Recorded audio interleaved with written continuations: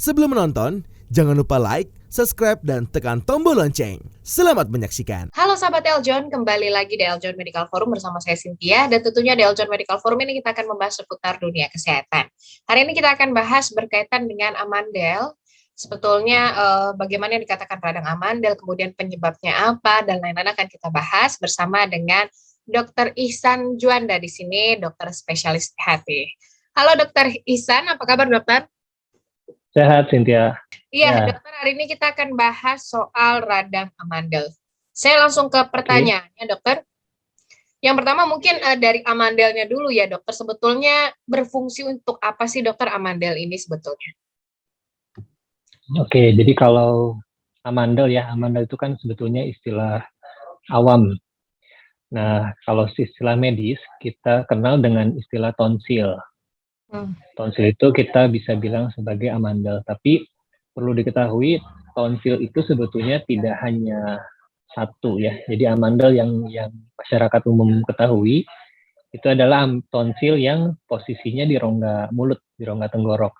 Sedangkan sebetulnya secara keseluruhan tonsil atau amandel itu adalah jaringan dari kelenjar getah bening di area kepala.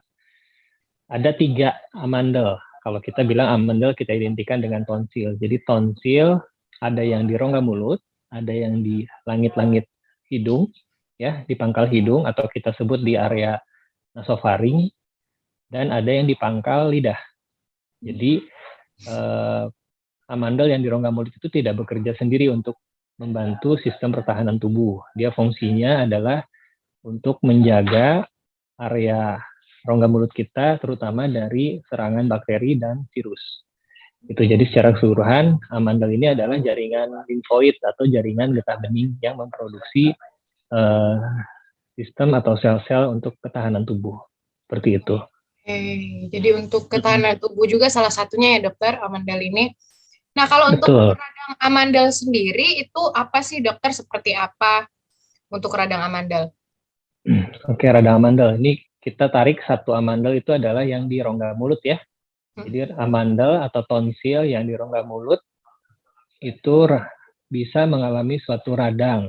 Nanti artinya dia mengalami suatu pembengkakan disertai keluhan lain. Biasanya demam, bisa nyeri menelan.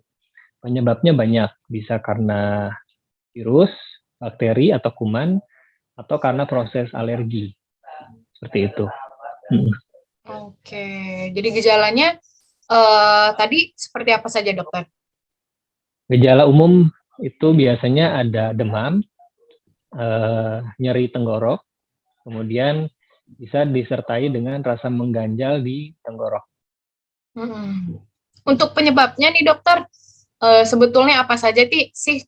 Apakah katanya sering minum es gitu, dokter, bisa sebabkan salah satu radang amandel juga? Ya, jadi kalau kita bicara soal penyebab radang amandel ya atau radang tonsil, ini sebetulnya penyebabnya tadi yang saya sebutkan.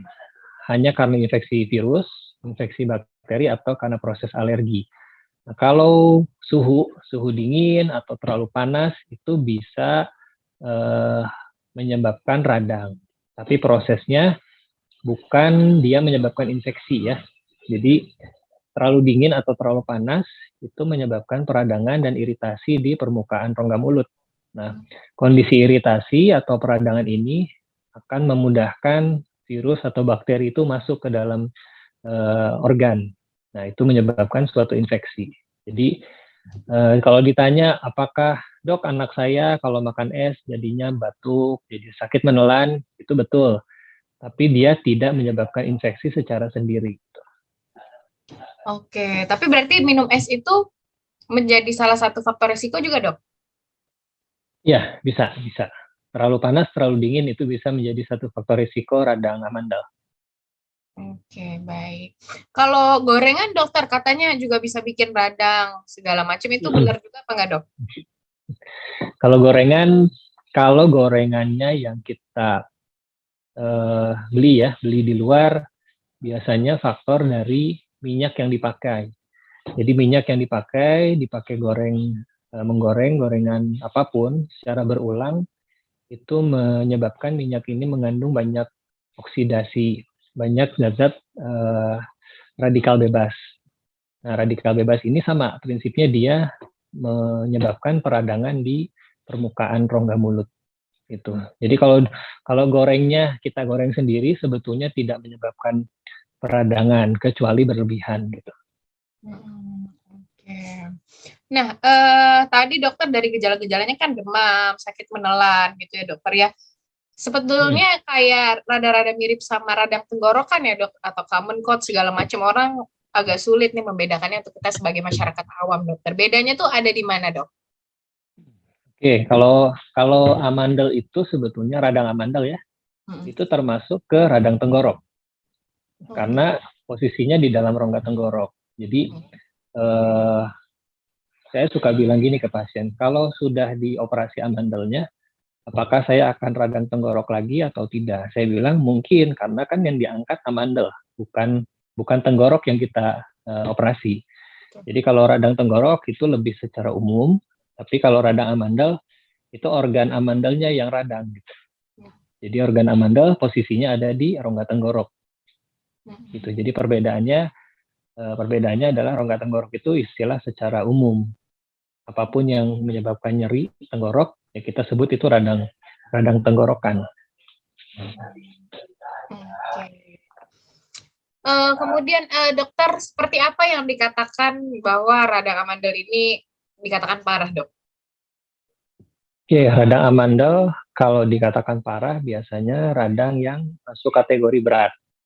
Artinya sudah menimbulkan komplikasi ya. Komplikasi ini adalah penyulit. Jadi radang amandel ini selain menyebabkan nyeri tenggorok, demam, dia juga bisa menyebabkan komplikasi. Salah satunya adalah muncul abses. Abses itu adalah penumpukan infeksi, biasanya nanah ya di area sekitar amandel. Jadi dia bisa menyebabkan gangguan menelan, kemudian gangguan nafas, dan berujung bisa menyebabkan infeksi secara keseluruhan, bahkan sampai menyebabkan ancaman terhadap nyawa gitu. Oke. Tapi radang amandel ini dokter apakah bisa menular dok? Oke, radang amandel prinsipnya dia dapat menular karena penyebabnya adalah virus atau bakteri. Jadi radang amandel ini tadi saya bilang termasuk ke dalam radang tenggorok atau infeksi saluran nafas atas. Nah ini bisa menular melalui udara. Jadi kita bisa bila berbicara dengan orang yang sedang radang amandel dalam jarak yang cukup dekat, itu mirip penularannya dengan common cold atau flu yang lain gitu. Nah, ketika radang amandel gitu ya dokter, apalagi mungkin beberapa orang ada yang terus-terusan kambuh gitu ya dok. Sebetulnya apa yang harus dilakukan dokter ketika itu terasa kambuh dengan gejala-gejala segala macamnya dok?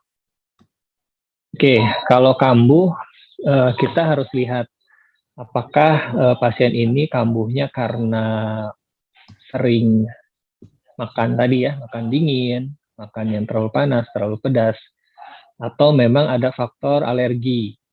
Nah, kalau faktor alergi itu kan sebetulnya tidak bisa kita hilangkan. Nah, caranya bagaimana supaya tidak sering kambuh? Kita harus kontrol dengan medikamentosa atau dengan obat-obatan. Nah, selain tadi menghindari makanan yang terlalu dingin atau terlalu pedas, terlalu panas. Oke. Nah, untuk pengobatannya sendiri dokter, apa saja yang dilakukan untuk mengobati radang amandel ini? Apakah semuanya harus dioperasi gitu ya dokter ya, katanya harus dioperasi untuk tidak kambuh lagi. Gimana dok? Oke, kalau untuk amandel sendiri, kalau derajatnya dia yang ringan, itu bisa kita cukup dengan pengobatan. Artinya kalau penyebabnya adalah bakteri atau kuman, di situ bisa kita berikan obat antibiotik. Sedangkan kalau penyebabnya adalah virus, pemberian antibiotik bukan pilihan. Gitu. Nah, kapan kita operasi? Sebetulnya operasi itu nanti kita bicara lagi soal indikasi ya. Indikasi kapan pasien itu harus dioperasi atau kita bisa tunggu atau wait and see. Gitu. Oke.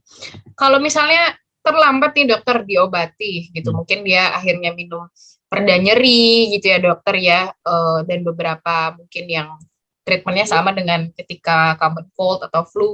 Itu bahayanya apa dokter jika terlambat dokter diobati? Oke, kalau selama dia penyebabnya bukan bakteri ya atau kuman, biasanya ya akan mengalami nyeri atau demam yang berkepanjangan. Nah, sedangkan kalau penyebabnya memang dari bakteri atau kuman, dan tidak jarang gini, kalau pasien yang radang amandel awalnya karena penyebabnya adalah virus, nah dalam beberapa hari kalau tidak ditangani dan tidak sembuh, biasanya kuman atau bakteri juga akan numpang di situ. Jadi infeksinya double, virus awalnya kemudian menjadi infeksi bakteri. Nah bahayanya kalau infeksi bakteri, itu bisa menyebabkan komplikasi tadi. Bisa peradangan, bisa sampai muncul semacam bisul ya atau nanah yang mengumpul di daerah rongga mulut. Bahkan sampai infeksinya bisa, beberapa literatur mengatakan bisa menyebabkan infeksi ke otot-otot jantung. Gitu. Oke, jadi memang kalau untuk penyebabnya bakteri atau virus itu harus segera ya dokter ya. Sahabat Eljon, itu dia tadi kita sudah mengetahui ya fungsi dari amandel, kemudian juga radang amandel itu seperti apa, gejala dan penyebabnya juga. Tapi jangan kemana-mana karena kita akan bahas sesaat lagi tetap di Eljon Medical Forum.